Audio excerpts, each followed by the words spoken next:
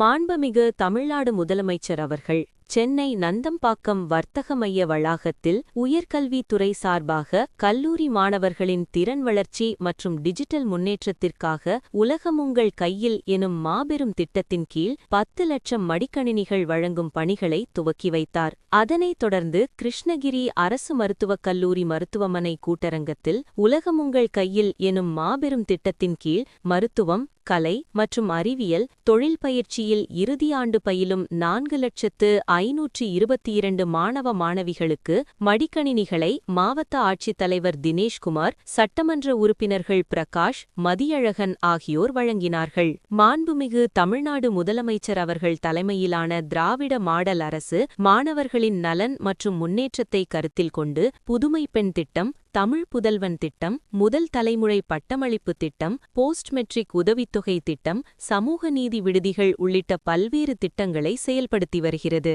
இத்திட்டங்களின் தொடர்ச்சியாக மாணவர்கள் நவீன உலகின் தேவைகளுக்கேற்ப டிஜிட்டல் திறன் பெற உலகமுங்கள் கையில் எனும் அறிவூட்டும் கருப்பொருளின் கீழ் கல்லூரியில் பயிலும் மாணவ மாணவியர்க்கு மடிக்கணினிகள் வழங்கும் திட்டம் செயல்படுத்தப்படும். இத்திட்டம் 2 கட்டங்களாக நிறைவேற்றப்படும். முதற்கட்டமாக அரசு பொறியியல், கலை மற்றும் அறிவியல், மருத்துவம், விவசாயம், சட்டம், பலவகை தொழில்நுட்ப கல்லூரி, தொழில்துறை பயிற்சி போன்ற அனைத்து துறைகள் சார்ந்த மாணவர்களுக்கு 10 லட்சம் மடிக்கணினிகள் வழங்கப்படுகிறது.